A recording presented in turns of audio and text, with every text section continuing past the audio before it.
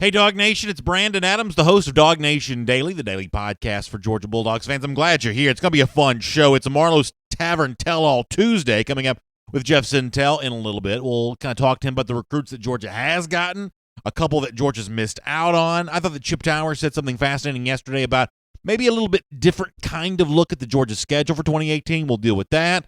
There is some chatter online, including at the forum at forum.dawgnation.com about maybe some of the things that Jadon Haselwood has said as of late. We'll kind of deal with it all. We're glad you're here. It would not be possible that our friends at Marco's Pizza, we say a very special thank you to them too, as DawgNation Daily, presented by Marco's Pizza, begins right now. From DawgNation.com, this is DawgNation Daily, the daily podcast for Georgia Bulldogs fans, presented by Marco's Pizza. Here's your host, Brandon Adams. It was just yesterday that here on DawgNation Daily, presented by Marco's Pizza, we were talking about a couple of recruits that Georgia did get over the weekend. Xavier Truss, a gigantic offensive lineman that around here we really like. Jeff Sentell has obviously sort of filled our minds with potential ways in which this big tackle from Rhode Island may fit into the scheme here for Sam Pittman. That's obviously good news. John Reese Plumlee, the athlete/quarterback for 2019. Admittedly, I don't know quite as much about, but there's certainly a lot to like about him, too. We'll find out more about him when Jeff Sentell joins us here in a bit. But in the fast-moving world of SEC football recruiting, the news cycles can sort of spin here pretty quickly, and you go from one day of good news to another day of all of a sudden it doesn't seem quite as much of good news anymore, and fans can get, from time to time, a bit restless. We did this a lot last spring and summer. We're doing this already this summer, at least a little bit, admittedly probably less so than a year ago. Let me tell you why some Georgia fans are, I'm going to use the word concern. Not worried, not panicked, not anything like that, but just concerned. And really, the word that I used a moment ago is probably the best word of all to use, restless. There's just this excitement comes from good recruiting news, and when you wait a while to get what you think of as a real grand slam home run anyway, you can kind of get a little bit curious about when the next big shoe is going to drop is going to be, especially when you hear other good news for other programs or other news about some of your commits that maybe not saying exactly what you wish they would say. More on that in a moment. Let me start, though, with C.J. Clark.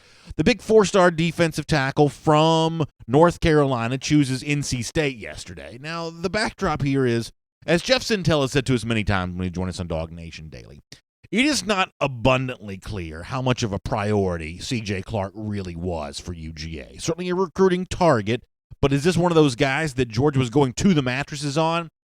I honestly don't know. NC State's obviously had great success with its defensive line as of late. I'm sure that factored into the decision here. But, there is some thought here that Georgia may have other defensive linemen prioritized more so than C.J. Clark. There are certainly things to like about Clark. He may go on to an outstanding career at NC State. But there are some questions that bubble up from time to time about, did this really fit into the sort of elite list of priorities that Georgia has for that position? I completely acknowledge what some UGA fans have said, though, about, Trey Scott, the defensive line coach for Georgia, kind of being a bit more on the spotlight, a bit more center stage here of this 2019 recruiting cycle. Georgia needs elite defensive linemen. The number one target there would seem to obviously be Trayvon Walker, the in-state product here from Georgia for the class of 2019. There are other elite names in there, too, and I think some Georgia fans are going to ask Trey Scott to bring those in. I think they want to see the defensive line recruiting be right there alongside offensive line recruiting and linebacker recruiting. And when you think about 2019 wide receiver recruiting, I think there are a lot of people who want to see Scott have the same level of success as the other position groups, and I guess it remains to be seen if missing out on C.J. Clark, and I use missing out in air quotes, I guess it remains to be seen if this is an example of Trey Scott not living up to the reputation that Georgia assistants are supposed to have, or if this is an example of Georgia just having other priorities. Another player that sort of fits into that how much of a priority was he really type conversation, and I'm going to butcher this last name. I apologize. It's sort of a tradition for me to absolutely murder recruits' names, and the latest on that is the four-star defensive end, Justin Igboigi. Even saying that out loud, I know I don't have it right, but he's the four-star defensive end from Forest Park who commits to Alabama yesterday. And once again, this is one of those deals where, you can go back and look through the annals of DawgNation, look at the things that Jeff Sentell has written here, and how much time has Igboigi's name even come up here at DawgNation.com in terms of someone that Georgia was prioritizing as a recruit? Doesn't seem like that Georgia and Justin were all that connected with each other. It's another example, almost a bit like Rashad Cheney, of Alabama and Georgia, even though these two staffs are somewhat mirrors of each other, Alabama and Georgia just having a bit different evaluation scale when it comes to some of these in-state defensive line products. It was true for Rashad Cheney. It's true from the product from Forrest Sparkier, who chose Alabama as of late. But that's probably not, at least based on what I'm seeing on message boards, including our own forum and forum.DawgNation.com, it's not these guys choosing other schools that has fans the most restless here on this Tuesday. It's actually some stuff from Jadon Haselwood. And I believe the origin of this comes from a article quoting Haselwood from 247sports.com. Those guys do great jobs. I haven't actually read this particular piece, but I've certainly seen the reaction to it, as I said, on our forum at forum.DawgNation.com and other forums where there just seems to be a bit of nervousness, restlessness, concern about the fact that Jadon Haselwood seems to be saying that his recruitment is still open, that he's still open. Obviously, he's taking visits. He's taking a handful of official visits here, and he seems to be, I guess, based on the quotes that are coming out of this article, seems to be suggesting that his mind is open to being swayed here. Now, ultimately, as a fan, and y'all know that's the perspective with which I do this show from every day, ultimately, as a fan, I'm not that worried about anything that Jadon Haselwood says right now. Because ultimately, Jadon Haselwood has been very consistent on this issue the entire time. He's saying this now, it's getting attention from the 24/7 Sports article, but if you want to go back in time a few months ago, Jadon Haselwood, the nation's top wide receiver for 2019, a rock-solid 5-star UGA commit, or at least let me say a 5-star UGA commit, was with us at Marlowe's Tavern. And the subject came up then about the notion of taking visits, about going other places. This is before the spring. He's looking ahead to the April visit to Oklahoma and some other places. But he made it clear at that time that the process of taking visits, enjoying the nature of being a highly sought-after recruit was something that he was going to do. This is what Jadon Haselwood told us about all of this a couple of months ago. I'm in the process of scheduling my officials right now. Like, I'm taking my first one in April to Oklahoma, of course. I mean, but that doesn't change my opinion on Georgia. Like, I see fans commenting like, someone told me respect the fans and we'll respect you or something like that. And I just looked at it and was like, man, y'all don't understand. You only can do it one time.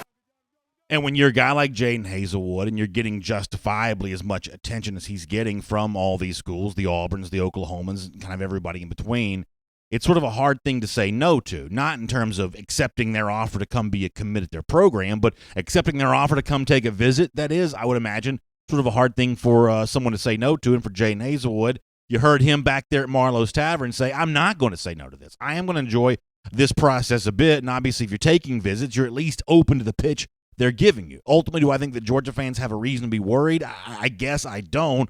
I'm going to lean heavily on Jeff Sentell on this, who's been pretty consistent throughout this entire process. And as I've kind of said before, and this is a point that I feel like I need to make emphatically over and over again, as a fan, if you want to see your team swim in the deepest recruiting waters possible, this is kind of what goes along with that. You know, it's the Nolan Smiths who has also taken some visits. It's the Jadon Haselwoods who also have taken some visits. If you want to seek out the most sought-after recruits, you're not going to be the only one doing the seeking there, and you see another example of that with Jadon Haselwood. However, it is worth pointing out here that while Haselwood taking visits may be an acceptable scenario, I think Kirby Smart, if he was sitting right here and being as candid as he could possibly would say while it's acceptable, it is not ideal. Going back to 2017 here for a moment, when Georgia signed the nation's number 3 class, a lot of those guys were the Jake Fromms, the Richard LeCounts, rock-solid recruits who really took no visits other places. You even got a sense that a lot of those recruits from the class of 2017 were leaning on their would-be teammates, soon-to-be teammates, to also not take visits. Shut it down. Be rock-solid to Georgia. And Kirby Smart explained on National Signing Day 2 years ago that when you've got that level of commitment, it does make the job of recruiting a little easier. Here's Kirby Smart. It helped a lot because we knew and we trusted that the relationship we had developed allowed us to go other places and go see other guys. And I think that's always the key to getting a good class is how fast can you get started on the next class. So meanwhile, while you're recruiting this class, we were able to get ahead and go see some 2018 and 2019 guys out there. So listen, I completely agree with Kirby Smart. I think most Georgia fans too. It would be ideal if Jadon Haselwood would be so committed to Georgia he's not taking other visits. That's what you want him to say.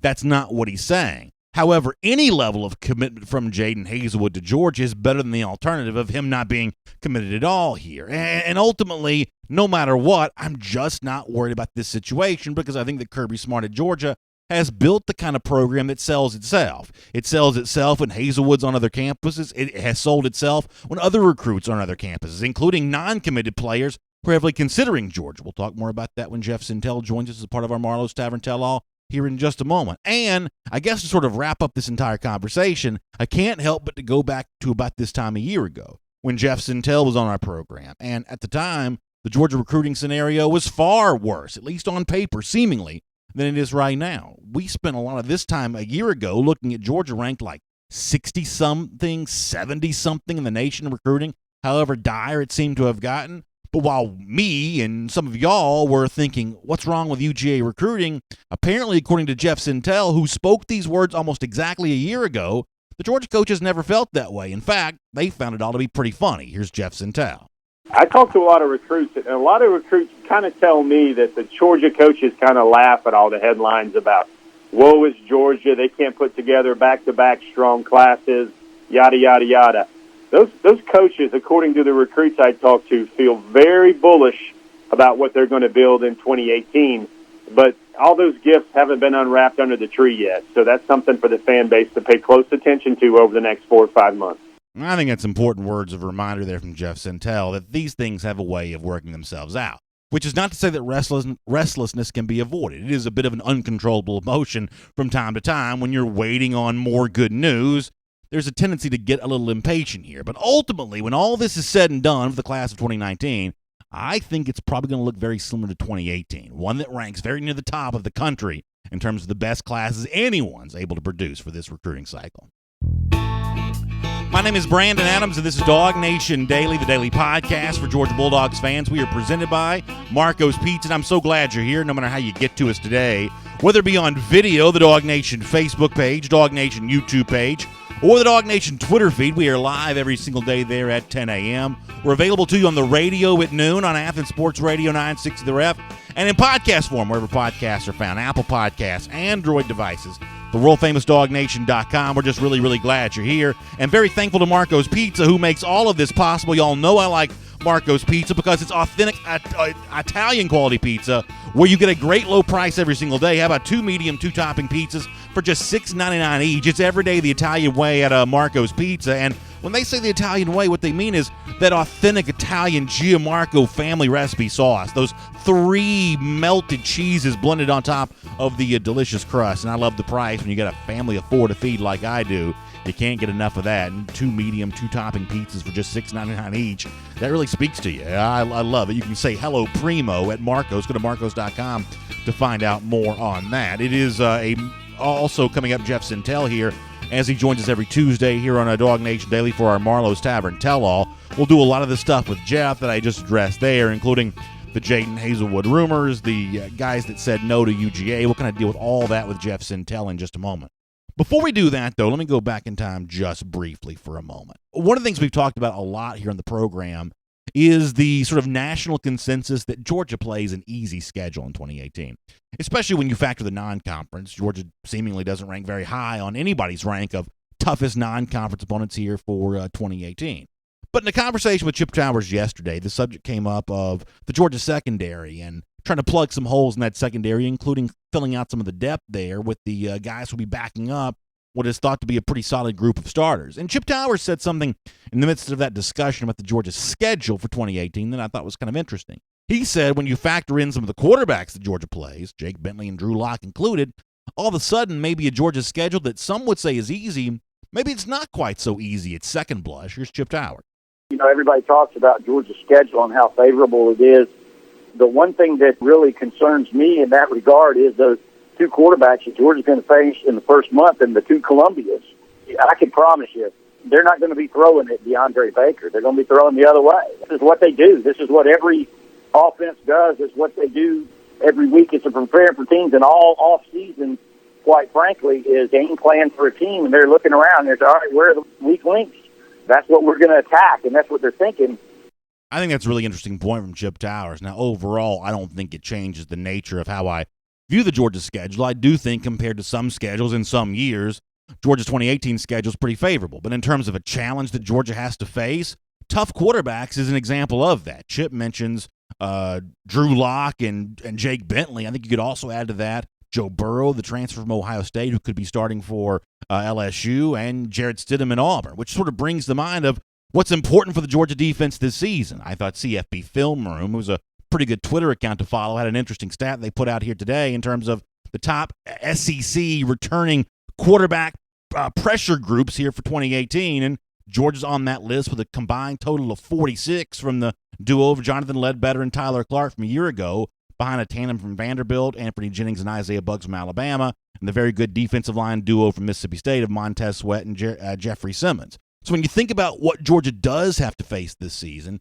getting more pressure from the likes of Ledbetter and Tyler Clark and others is going to be important, as well as finding a way to finish off this Georgia secondary. You like DeAndre Baker. You think he's a top-flight cornerback. J.R. Reed, certainly a great safety, but you got to finish off that group with another strong tandem of as another safety and another cornerback and a nickelback. It's going to be an interesting scenario that Georgia faces here in 2018. Pretty good quarterbacks in a league of the SEC where the quarterback position seems to be really growing here, and we'll see how the Georgia defense responds to that. It's good to have you with us here on DawgNation Daily, presented by Marco's Pizza. We got a lot more fun coming, including our Marlowe's Tavern Tell-All with Jeff Sentell right now. And we'll actually get Jeff Sentell here in just a moment. He is getting ready to go here. He's getting his final pieces of information together. While we're doing that, let me pop over and get a few comments from you, whether you want to weigh in on what Chip Towers had to say about the Georgia schedule. You want to talk about some of the recruiting stuff with Jadon Haselwood. We're going to hit a lot of this here while we're waiting on Jeff to join us here.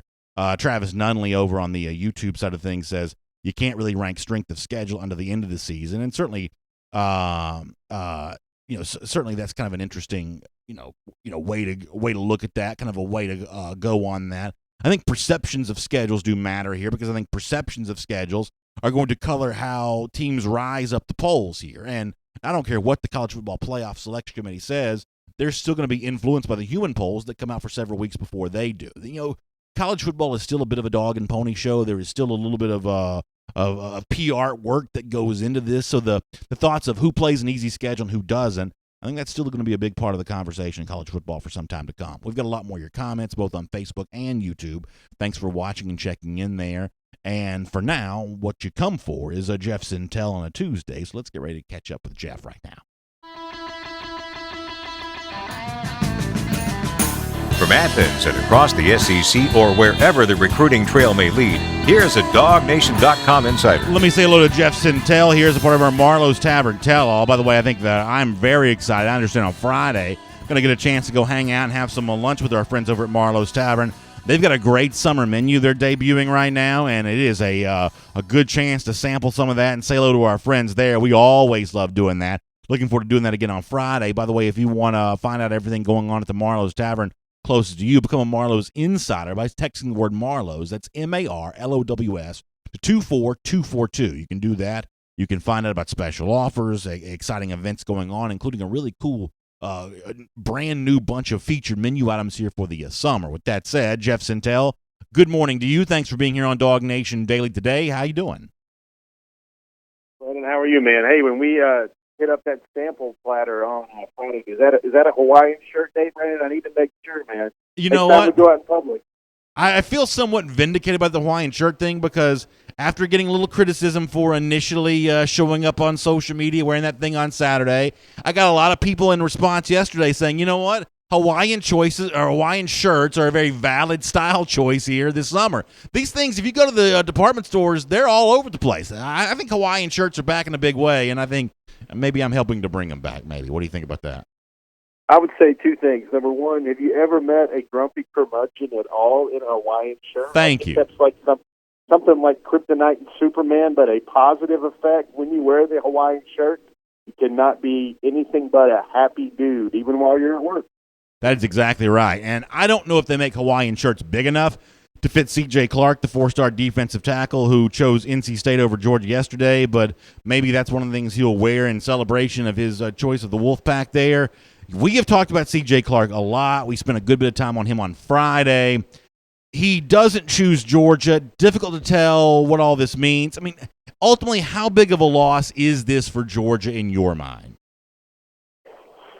I think it's kind of like defensive tackle depth, and I think the way that Georgia recruits right now, I don't think this is worth, DEFCON 1 or whatever. Maybe we need to establish some sort of currency within the show, Brandon, or your program to talk about what's one of them to really hit the panic button. What's one of those really to fire up that what's wrong with UGA recruiting forum thread on DawgNation.com that I think must have 57,000 views by now or something like that. C.J. Clark is a guy not anywhere in the realm of what's going on, what happened. Everybody likes to point things to C.J. Clark, and it's everywhere. It's on our message boards. I get this from fans and emails a lot.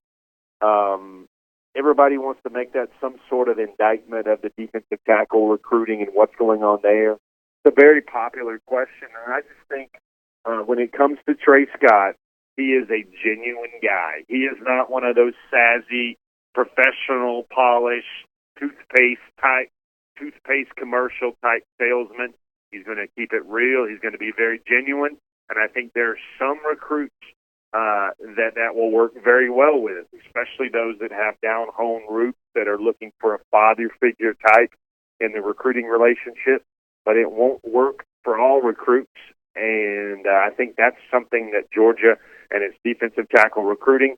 I mean, listen, C.J. Clark is rated as a top 20 defensive tackle in the country because he shows great athleticism. He led his high school team in kickoff coverage tackles as a sophomore. He's athletic enough to even be out there on the kickoff coverage team in some pooch kick situations when they go 7-on-7 at North Stanley High. He's athletic enough, even though he's a 3-technique tackle, to play outside and cover some guys because he moves so well. But in my opinion, I think he was a redshirt candidate. I think this is a guy that will eventually be very good, but I don't know if this is a guy that everybody should, really hit panic buttons about.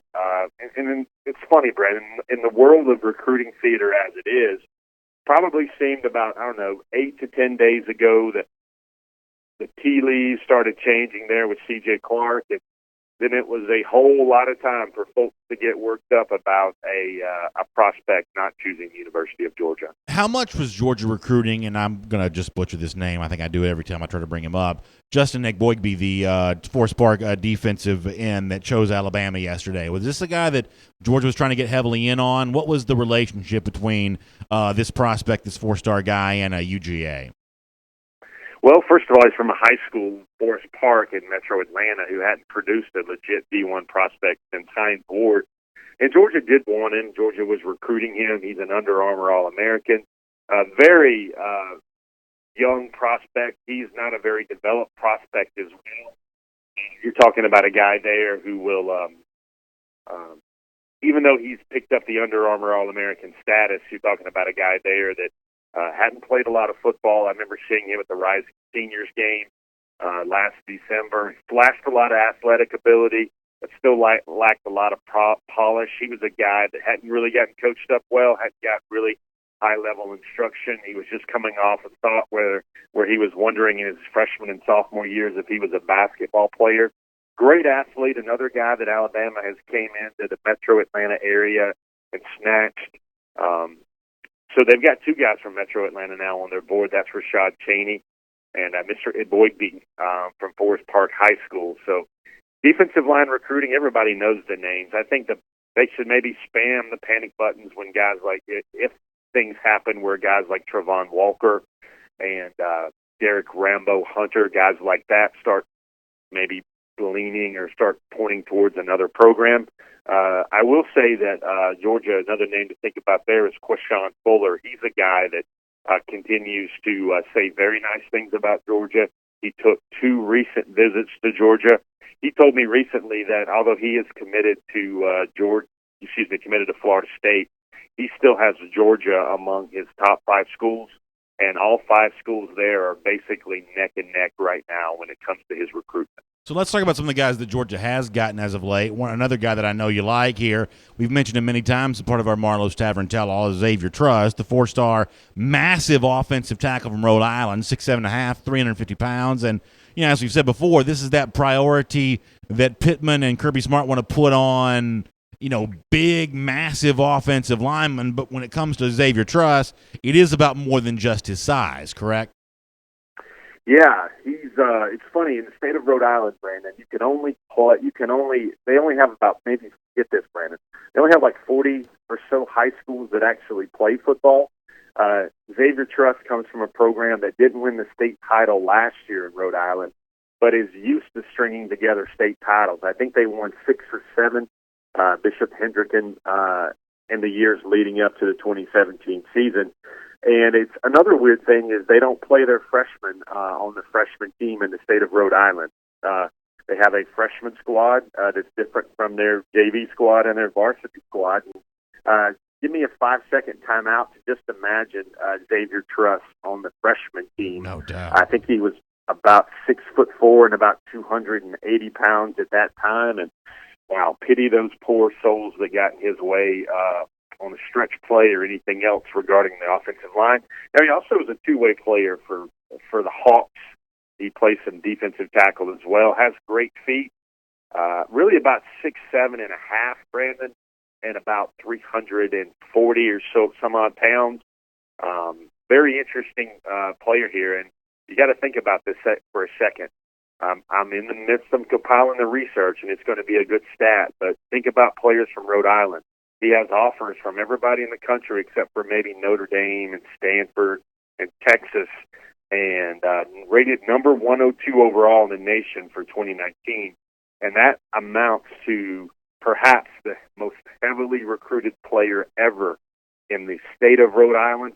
And for those of you guys that are really smart today and on their caffeine, the Ocean State's best player perhaps ever is on his way to play for the University of Georgia. How about that? It's our Marlowe's Tavern Tell-All here every Tuesday on DawgNation Daily.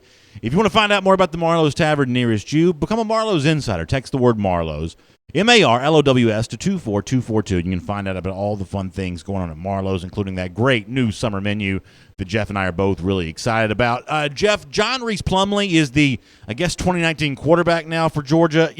As you've written about, he's officially designated as an athlete.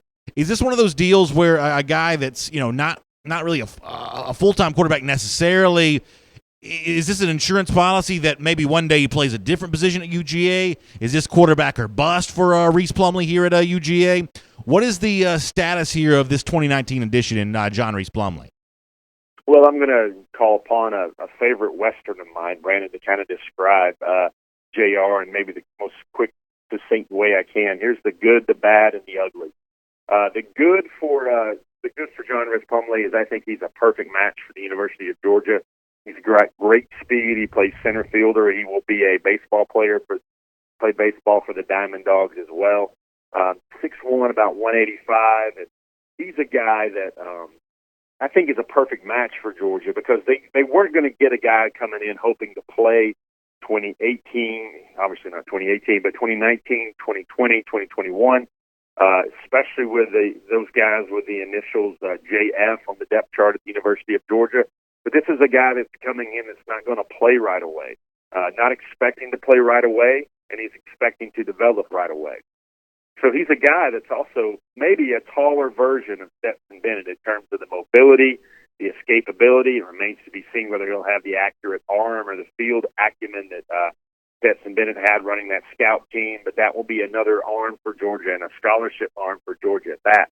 Now, the stuff that concerns me about Plumlee is, one, you look at his high school stats, he only played 9 games last year, and he threw for 14 touchdowns, but an alarming 9 interceptions as a high school junior for a program in Mississippi that, not a really, it's a big program out in Hattiesburg, but it's a school that also went 6-5 last year as well. Another nice little detail about Plumlee is he's a guy that can put up some monster stuff on the ground game.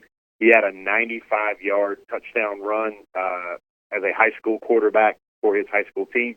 And then you also look at, he had a game last year where he threw for 270-something yards and ran for another approximate 180. To have that sort of stat line in a high school quarterback shows you've got an athlete there and you've got some potential there. But as I stated before, I think that's the perfect match of a skilled guy who's rated as a 4-star athlete in some circles, a 3-star quarterback in other circles, but he's a guy that's coming in expecting he has a lot to learn as he tries to get some time a long way down the horizon in terms of first-team reps for UGA. There was a lot of chatter on the DawgNation forum about Jadon Haselwood, the 5-star wide receiver UGA commit lately. We talked about this for a bit before you joined us here today. I think a lot of this stems from a recent 24/7 Sports article with Haselwood where he gave some quotes here, and they're similar to the things that he's told you in the past. I played some audio of what he told us when he was with us at Marlowe's Tavern, and your line on this has been there's no reason for UGA fans to be worried about Jadon Haselwood. He's been consistent throughout the entire process. I don't want to put words in your mouth, but that's essentially what you've said there. So I guess by way of a question here, what would be a clue that that's changing? What would be a clue for you, to fans, that the scenario with Jadon Haselwood is now evolving into something where maybe UGA fans should be a little concerned about the level of commitment? I think it'll just come in a conversation I have with him and maybe what he says to me and the way he says it. No secret, and I even put this on the forum, Brandon. I said Jadon is doing exactly what he said he was going to do, what he told me in February, March of 2017, and then while we were shooting his commitment video, and then after his commitment video, he's going to take his visit. He's felt he's earned the right. He's going to give other schools a chance to recruit him. But then when you see him at Georgia, sometimes I catch pictures of him which convey it as well as any words I could muster up could. There's just a look on his face which feels like, I don't know, Brandon in a Hawaiian shirt, eating some Marlowe's Tavern on a Friday night, with Eddie, the trusted blind squirrel, by his side, and he sees that the Gator Hater countdown is continuing to stack up legions of victory against that team from Gainesville. To me, it's really simple. I know a lot of reporters see the nation's number one wide receiver at an event. They're like, I got to get an update because I know folks will read it, and they want to ask him questions about how solid it is and everything else like that. He's going to take his visits, and that's going to be interpreted different ways as other schools have a chance. To put it very succinctly, Brandon, I think Georgia fans should start worrying. If there's ever a need for Georgia to start worrying, it would be when the Bulldogs don't have a lot of success on the field. They don't throw the ball well this fall. They rely on the ground game. Justin Fields is not in the game or not performing well for the Bulldogs. I think it's going to take a lot to move Jadon Haselwood away from Georgia. Simply, there's a lot of reasons why, but you also have to remember these other schools he's looking at. I think Oklahoma fashions together a pretty good all-around squad, but Jadon Haselwood knows the Georgia class and the team pretty intimately.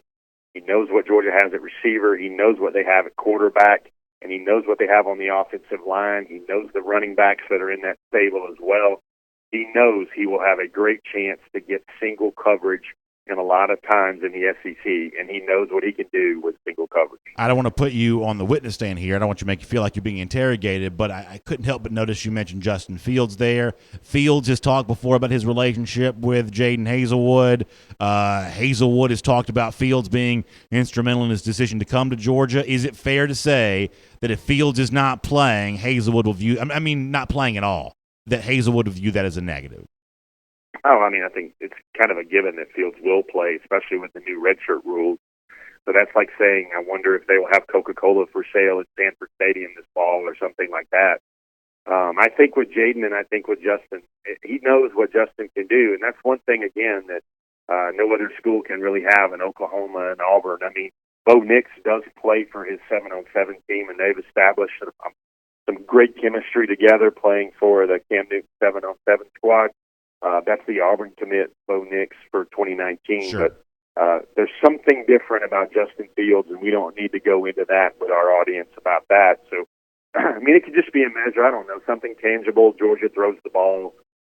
Maybe the run-pass ratio is a little bit more balanced. Maybe Georgia throws the ball 30 times a game this fall, and you see big numbers flashing from Terry Godwin and Mecole Hardman, and then a young freshman receiver like a Matt Landers or even a Tommy Bush. I think big explosive plays in the passing game, another strong season for Georgia, and Justin Fields simply getting into the mix and doing Justin Fields things for Georgia, especially in a lot of games where maybe he has a chance, where maybe gets a series here, a series there. I just think all those things will already strengthen the ties there between Jadon and Georgia. Now, I'm not going to just preach Georgia all the time here, because anything could happen. Anything could happen in these hearts and minds of these 17 and 18-year-old boys. He will look at other schools. He's been looking at other schools. His family has been taking trips to other schools. But I just realize the way Jadon has always felt about the University of Georgia, and I still think there is a mighty good fit there. Let me do a couple quick things before we get ready to say goodbye to you here as a part of our Marlowe's Tavern Tell-All. You'll remember a couple of weeks ago when you got quotes from Nakobe Dean, the five-star linebacker's mother, Nakobe Dean, about how much they enjoyed a visit to UGA and how impressed she was with the presentation made by Georgia there. I believe it was the scavenger hunt that Nakobe and his family were a part of there that she really liked. Of course, Nakobe Dean takes the official visit to Alabama. I was reading some of our SEC country colleague Chris Kirshner's quotes from Nakobe Dean coming off that official visit. And if you factor, Jeff, the exchange rate of the typical visit high, I came away reading those quotes from Nakobe Dean on the heels of the Alabama official visit thinking that Georgia's still in a really good spot for Dean, even in the immediate aftermath of a pretty impressive Alabama official visit. Do you think I'm reading too much into that situation there? Because I mean, it sounds like Georgia's still in a pretty good spot there with Nakobe Dean. I felt like his praise of Alabama on the heels of the official visit was maybe somewhat, I don't want to say muted, but certainly not as full-throated as some of the things that I've heard the Dean family say about Georgia visits. Well, I think, Brandon, the timing is really instrumental here with looking at things. Alabama had a great official visit with a prospect. They paired him up with a guy that was highly rated but wasn't playing right away to show him how a prospect that's waiting his turn in Tuscaloosa still will say wonderful things about the program and will say that they value the time that they are spending there, rising up the depth chart. I think the fact that he visited Georgia for a real workout, a great workout, a chance to bond with Glenn Schumann, I think that was very good counter-programming for Georgia to kind of put some insurance down or whatever good vibes and happy feelings he was going to have along his Alabama official. He takes the Alabama official visit first. The Georgia visit will come later in the season when that will be Georgia's best chance to reel him in. I think Georgia's still in a really good spot there with Nakobe Dean.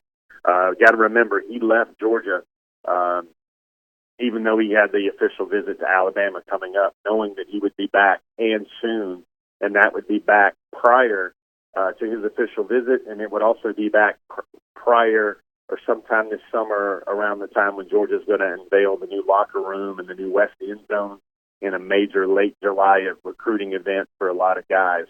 Nakobe Dean in Georgia, that's the sort of relationship that seems pretty strong right now, as strong as anything could be in the month of June.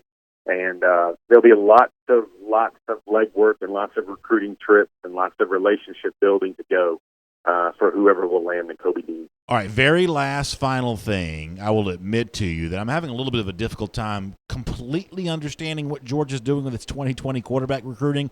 I thought that Harrison Bailey, the Marietta quarterback, gave some pretty fascinating quotes to you where he essentially insinuated that Georgia wasn't exactly, burning up his phone when it comes to recruiting efforts there. That makes it seem like, that Bailey's going to sail off somewhere else. Georgia does give an offer to C.J. Dixon, the Grayson quarterback, after a couple UGA visits, but not until after Alabama sort of snuck in there and offered him first.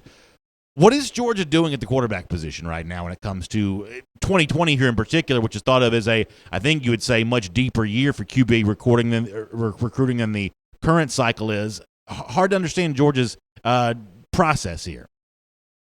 Yeah, 2020 looks a lot more like 2018 than 2019 does in terms of signal callers in the state of Georgia. Very interesting, some of the moves that are being made here. To me, one can surmise very easily that Georgia favors its evaluation of Max Johnson rather than Harrison Bailey there in the class of 2020. I got to remember, though, some very interesting things have happened of late. Robbie Ashford was a guy that threw for Georgia last year and picked up an offer. That's a dual-threat quarterback out of Hoover High School. Tremendous athlete, could even be picked in the first 5 to 10 rounds of a baseball draft one day. But he earned the Georgia offer when he was clearly in a backup role for Hoover High. Not a lot of game film on him whatsoever. And then you have the 2020 class coming in, and a guy like, I think Jacoby Criswell comes in. He is a 6'1" dual threat out of Arkansas. He comes through and throws for Georgia and picks up an offer. And then they have the nation's top quarterback prospect, who's really just going on a southeastern tour right now between Alabama and Clemson, and Georgia was in the way and in the middle, so to speak, in the median point. He comes through Georgia, picks up an offer, and then Georgia, the curiosities there with Georgia, and the 6'6" passer from Grayson, that's C.J. Dixon. He wows a lot of people with a powerful and an accurate arm at the Georgia 7-on-7, leading Grayson to a 7-on-7 Georgia Kirby Smart Camp team title, even while the Rams were down several of their receivers and several of their top players.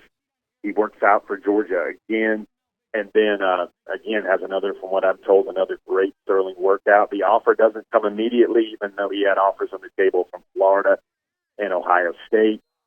C.J. Dixon then goes to Alabama, works out again, and presses the Crimson Tide, picks up an offer, and then Georgia offers him on Monday. So very interesting kind of gamesmanship there for Georgia with its in-state quarterback.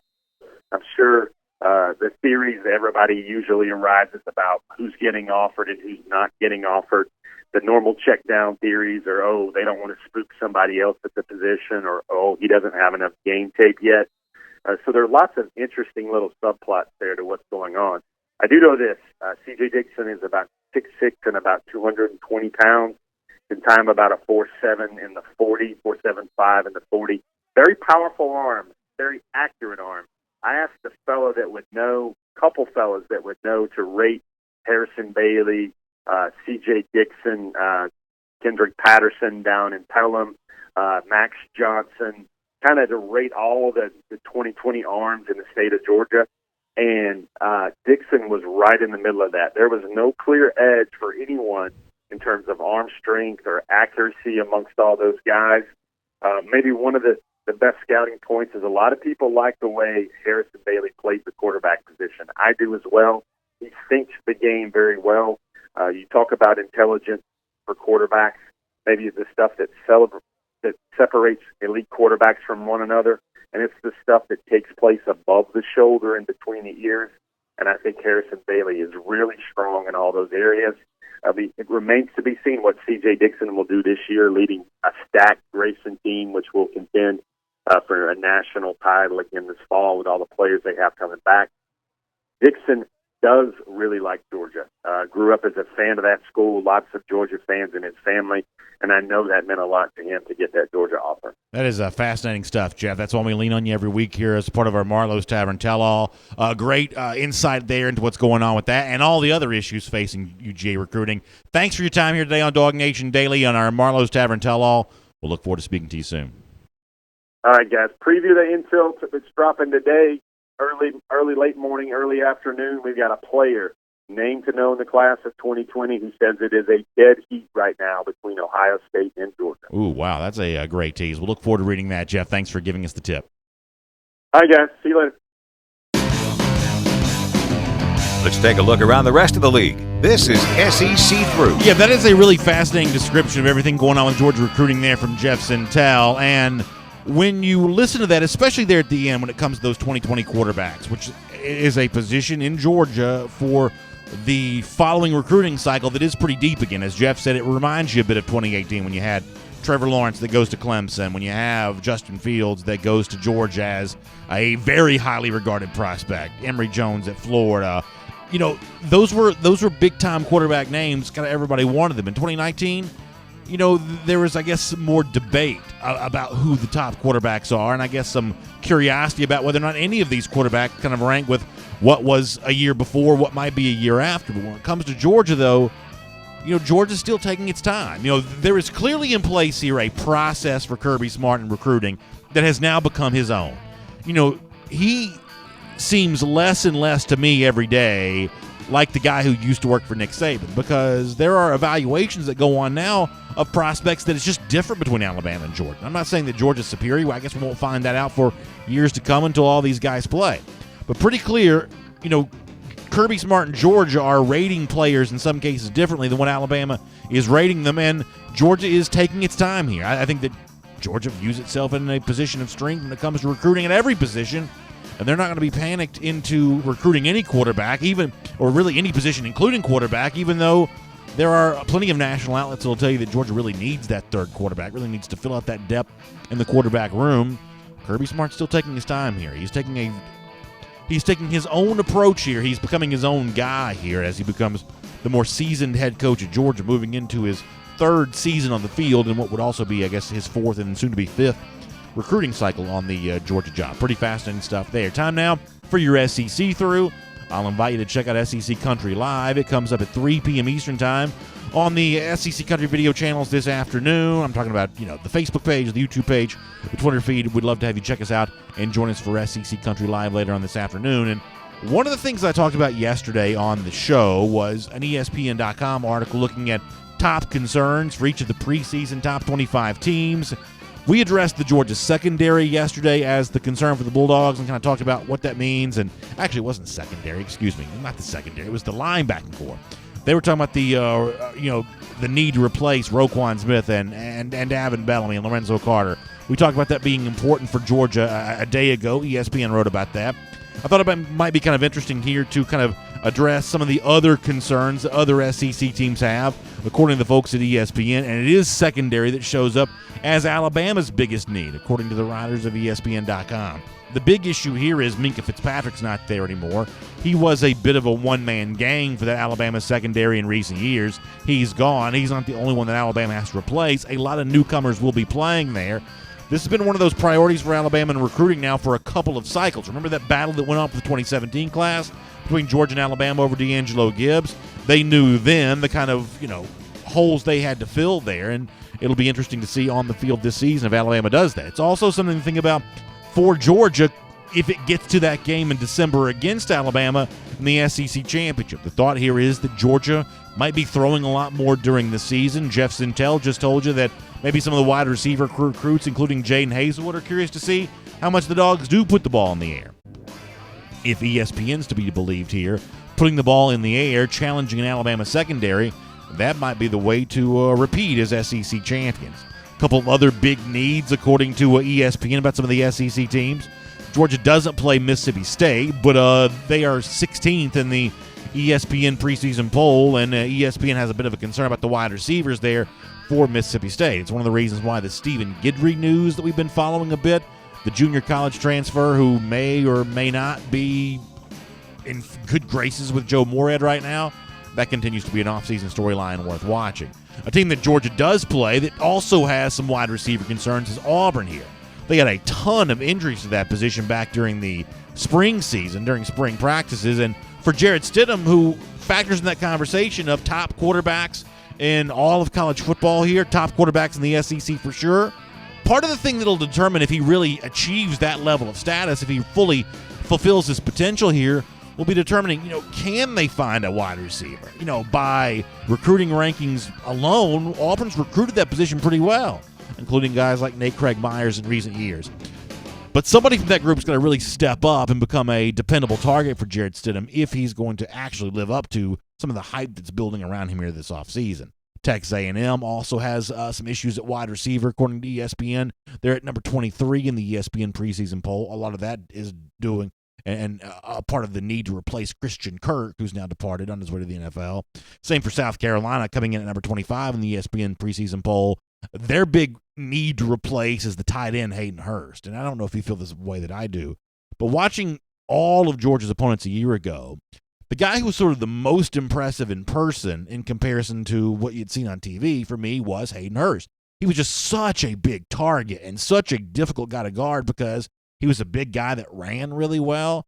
Seeing how South Carolina replaces him, by the way, getting ready quickly here for Georgia in week 2, I think that'll also go a long way in determining just how good Jake Bentley is. You heard Chip Towers a little earlier saying that Bentley makes the South Carolina game tougher for Georgia. That's certainly true if he can find a crop of guys to throw to. We know his wide receivers are pretty strong. Deebo Samuel is obviously good, coming back healthy. Brian Edwards as well. How about the tight ends and the absence of Hayden Hurst? That'll be something interesting to see, and we'll make that your SEC through. And here on DawgNation Daily, presented by Marco's Pizza, every day at this time, we've been doing our Dog Day Q&A, and in response to what we just said there about some of the big needs, big concerns for some of ESPN's preseason top 25 teams and what we talked about yesterday and the concern about the linebacker, I'm curious to see if your opinion actually mirrors that of the national media or some of the things that you hear from time to time here on DawgNation Daily. When you think about big concerns for the upcoming season, what is the thing that pops to mind, top of mind for you? You can weigh in on that as a part of our Dog Day Q&A. Live, if you're watching on video, we'll take a lot of your comments. And if you're listening to the show right now, you can also hit us up on Twitter at DawgNation Daily. That's, for anyone on the radio, podcast, whatever. And we'll have that conversation off air as well. Let me dive in and get a few of the comments here. I did some YouTube comments a little earlier. Let me do some Facebook comments right now. People kind of weighing in on the situation with Alabama, talking about the what's going on there with the quarterback situation. I guess there must have been some Alabama trolling going on there. So some people over there on the Facebook side of things are a little concerned about that. That may be the only thing that's concerning to them right now is the trolls. They feel like they have to shut up there on the Facebook side. With that in mind, I'll pop over to YouTube here for a moment. William Lee, asking about the competition level that Xavier Truss has faced in a high school at Rhode Island. Obviously, that's a very different level of competition than what's going to take place anywhere in the South, certainly for offensive linemen in the state of Georgia. And I think that's a fair thing to bring up about Xavier Truss. I was surprised to hear this from Jeff Sentell. Rhode Island, I guess, from a geographic standpoint, is the smallest state in the country. Jeff said there's only about 40 schools there that even play varsity football. That's obviously a pretty different situation, but, I'm going to assume that Truss has been to camps. I'm going to assume that he's, taken on a league competition during the summers, and we've already seen examples of Sam Pittman being able to take project-type players, with all due respect to Truss, I may put him in that group, project-type players, and turn them into guys who are capable of contributing. Remember, for the class of 2016, Solomon Kinley was not thought to be anywhere near the same level of prospect that Ben Cleveland was, and yet, before you know it, Solomon Kinley's ready to play. He was developed and ready to be on the field, and while he sort of fought to hold on to a starting job last year, the key word there is starting. He was able to start some for Georgia. So at this point in time, while I may be, like the commenter, skeptical of the level of high school football being played in Rhode Island, I am not skeptical and really in any way going to question Sam Pittman's ability to get prospects ready. He's done it before, and I think that he could do it with Xavier Truss as well. And the great thing for Georgia, by the time that Truss is on campus here, this thing of having to get a Isaiah Wilson ready quickly, this thing of having to get especially for Andrew Thomas a year ago, having to get him ready quickly, that's not going to be as big of a need for Georgia anymore. It's going to be more of a deliberate pace of getting offensive linemen on the field, having more time to truly develop the player around what is already a big body, God-given size. That's going to be a even more advantageous situation for Georgia when it comes to these offensive linemen in the years to come. Let me pop over and get a couple comments here as well. Diedrich Frazier asking about Trey Scott, and you heard Jeff Sentell's point on this a little earlier. He is, I guess, for now going to defend Trey Scott, sort of try to talk some people off the ledge when it comes to that, and obviously there's no indictment against Trey Scott, but the one thing that I've said over and over again is that people are going to be watching him closely, and that's just fair.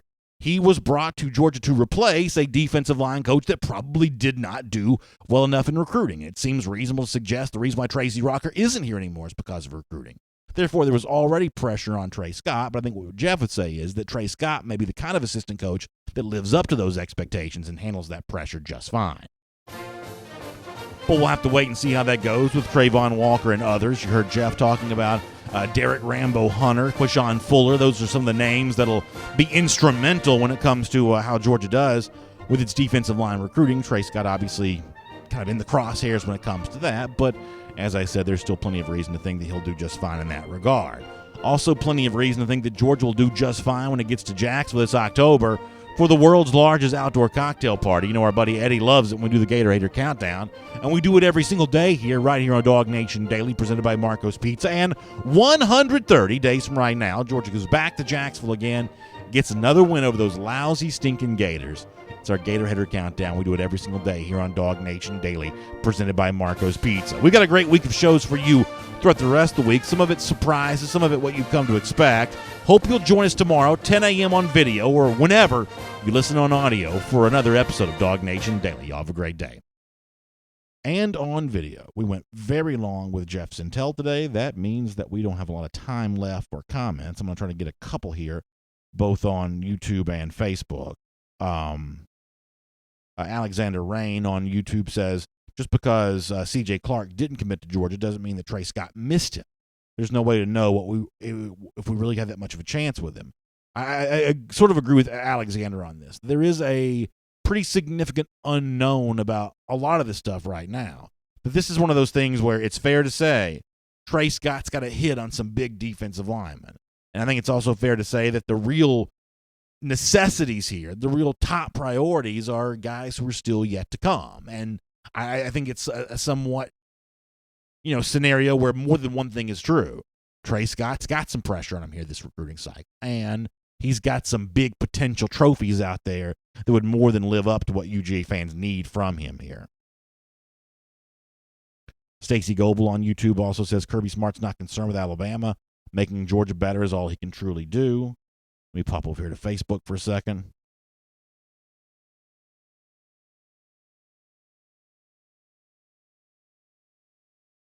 Philip Jordan Wells says, I guess some of y'all are still upset with the Alabama stuff. Matt Godwin says, or Goodwin says, any update on D'Angelo Gibbs at all? So my only update on D'Angelo Gibbs, and I think I may have mentioned this yesterday, Kirby Smart's been pretty forthright about this, at least in terms of delivering a message that was different than I expected to hear. I expected around this time to start hearing Kirby Smart treat D'Angelo Gibbs like he was a player on this team just like any other. But that's not what Kirby Smart's really saying right now. Kirby Smart has made it pretty clear that Gibbs has to work his way back on the team. Because that runs counter to what Smart said about a year or so ago when it comes to Trent Thompson, whose situation was somewhat similar. Didn't attend classes during the spring, didn't go through spring practice. Since Kirby's saying something different about Gibbs than he said about Trent Thompson, I'm going to take him at his word that he means it. This is not one of those, I'm going to turn this car around right now type of things that you hear on the way to vacation when you're a kid from your parents. I'm going to take this as Kirby Smart is still looking to see some things from D'Angelo Gibbs. I have sort of maintained the positive outlook on Gibbs here for a while, that I'm assuming he's playing and playing well here this fall. But now with Kirby saying what he said back in Columbus, and then again most recently, I forget the second time he spoke about this, but it's been like twice this offseason, where he said, hey, he's got some stuff to do. He's got some work to do to even be on the team. I think Kirby's being serious when he says that. Randy Hall says interest from Chris Hinton increasing. Yeah, that's one of those great flip candidates that we'll be watching really closely here. Obviously, that would be very high on my list. I think it's too early to know yet.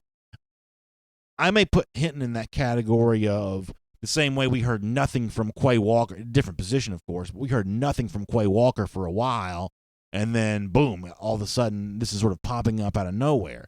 I think there were a couple of those guys in the 2018 cycle that you didn't really hear much from them during the spring and early fall, early fall, and then by the time it got to flip season, to commit season, all of a sudden they're all over the place there. So I think that Hinton may be one of those guys that you hear nothing from for a while and then sort of bubbles up after that. But Hinton is definitely one of those guys to watch because obviously that's a whole family of prospects to kind of be interested in.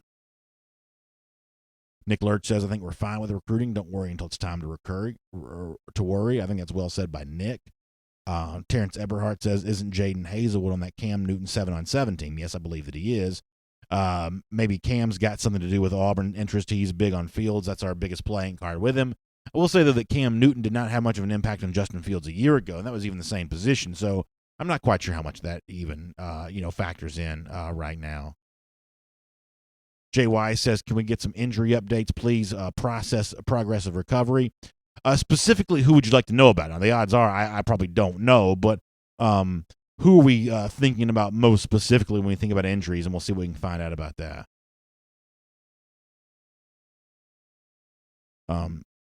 Stefan Salter will make this the last comment of the day. Says, for linebacker university rankings, Georgia's ranked third. So why worry about a team's linebacker group and the team is third, putting linebackers in the NFL? Yeah, Stefan, I think eventually that's what Georgia's going to be. Rock solid at the linebacker core, although maybe a different look. Maybe a different look by design. As we said yesterday, you don't love the idea of having to lean on and require a one-man gang to have great success. That's what Roquan Smith was a year ago. If he'd gotten hurt, Georgia would have been in a pretty tough spot. You don't want to be heavily reliant on any one person, and maybe on the field for 2018 and in 2019 and beyond, maybe Georgia's balancing out its skill set a bit so that it's not, almost like an investment portfolio. You don't have too much tied up in one thing. Maybe Georgia's success on defense isn't going to be that tied to any one player in the years to come, which is kind of a nice thing to think about. Sorry for the low window of comments today. We did go along with Jeff Sentell, but we appreciate you weighing in and being a part of the conversation. It's always a lot of fun here for me. Hope you'll check us out for SEC Country Live this afternoon at 3 p.m. on the SEC Country video channels. Check out the podcast if you missed a portion of our regular broadcast today. Some fascinating stuff from Jeff today and some interesting stuff from Jadon Haselwood on his recruiting process here to kind of give you some context for the way everything is going on there. Check out the full audio broadcast. You can hear all of that. And on video, I'll see you tomorrow morning at 10 a.m. for another episode of DawgNation Daily Live presented by Marcos Pizza. Y'all have a great day.